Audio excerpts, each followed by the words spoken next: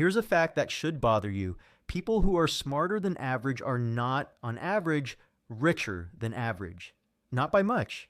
Intelligence barely predicts wealth. So if it's not IQ, what is it?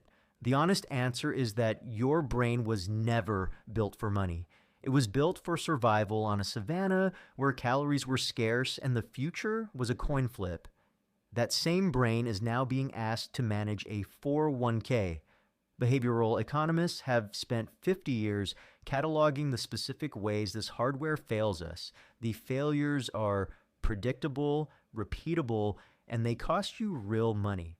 This is the mechanic's view of why you're broke.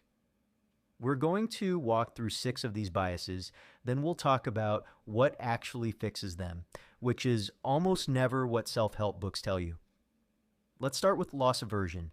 In 1979, Kahneman and Tversky ran a series of experiments and found that losing $100 hurts roughly twice as much as gaining $100 feels good.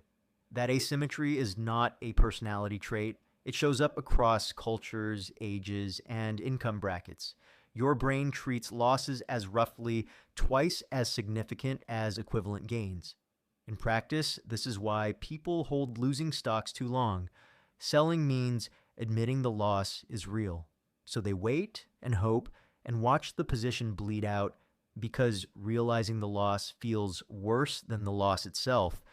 It's also why people refuse to sell underwater houses, why they cling to dying businesses, and why they pay for gym memberships they don't use.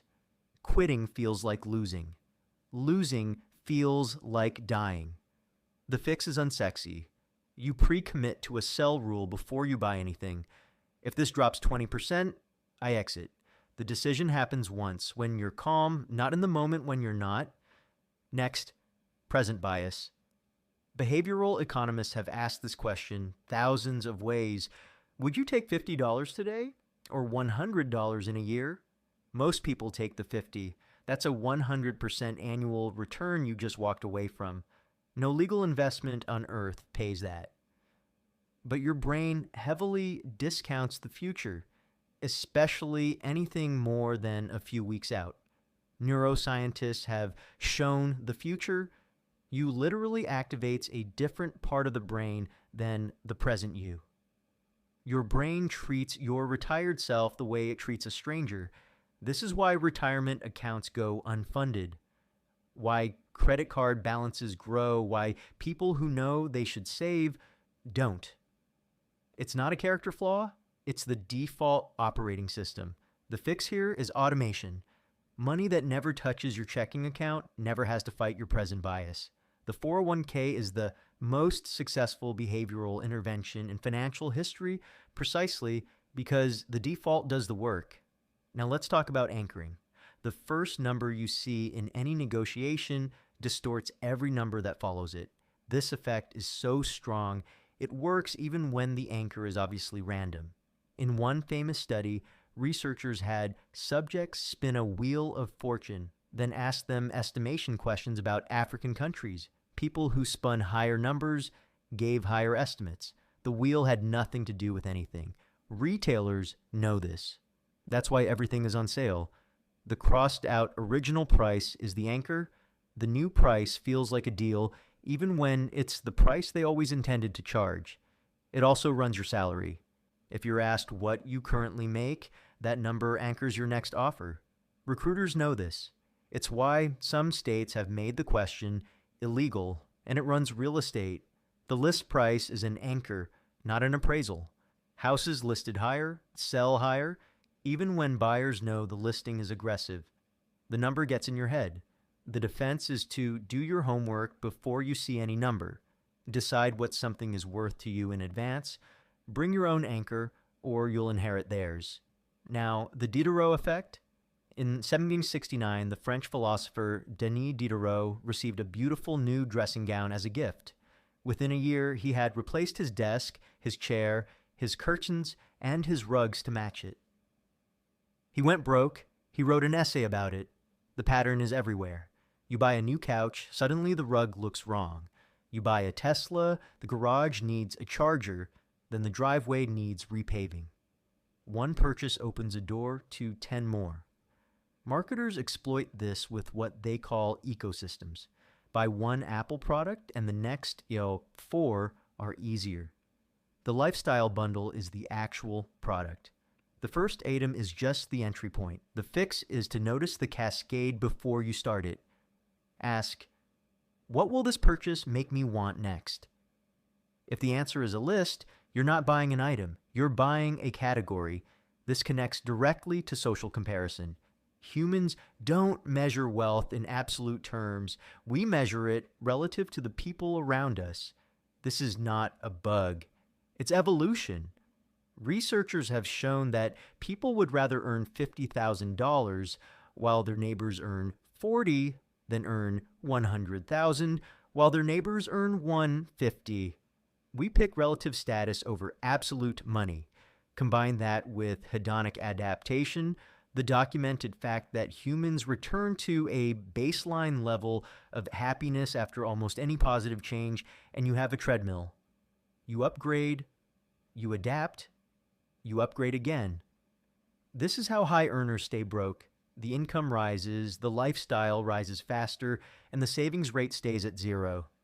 The Joneses you're keeping up with are also broke. Everyone is leveraged, nobody is sleeping well. The only real defense is to choose your reference group deliberately. If your peers are all financing trucks they can't afford, your normal is broken. Find people whose normal includes saving. Now let's talk about the most underrated finding in this whole field. Sendhil Mullainathan and Eldar Shafir published research showing that financial scarcity itself reduces cognitive bandwidth. In one study, they gave the same IQ test to farmers in India before harvest when they were broke and after harvest when they were paid. The same farmers scored the equivalent of 13 IQ points lower when poor. Being broke is a tax on thinking. When your brain is constantly running background calculations about rent, food, and overdrafts, there is less processing power left for everything else, including good financial decisions. This means poverty is partially self-reinforcing.